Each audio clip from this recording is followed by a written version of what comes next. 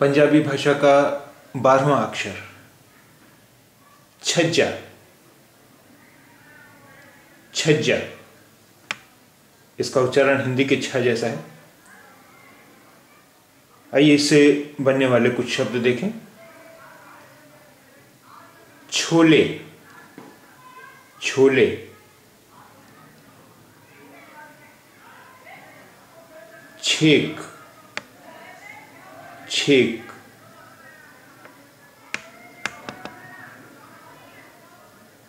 छाल, छाल।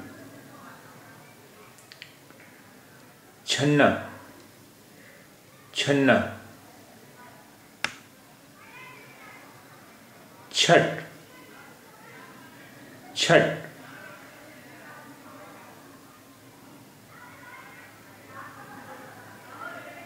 हच्छा, हच्छा।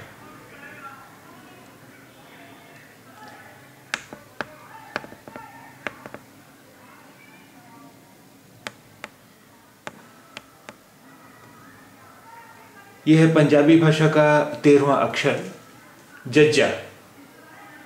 जज्जा, इसका उच्चारण हिंदी के जा जैसा है। आइए इससे बनने वाले कुछ शब्द देखें। जट, जट। ज्यूं, ज्यूं। जिन्ना, जिन्ना। जे, जे। जी, आइयां, नू। जी, आइयां, नू।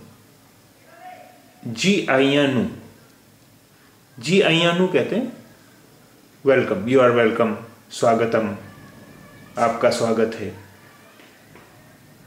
जी आइयां नू, जी आइयां नू, जी आइयां नू, आपका स्वागत है, यू आर वेलकम।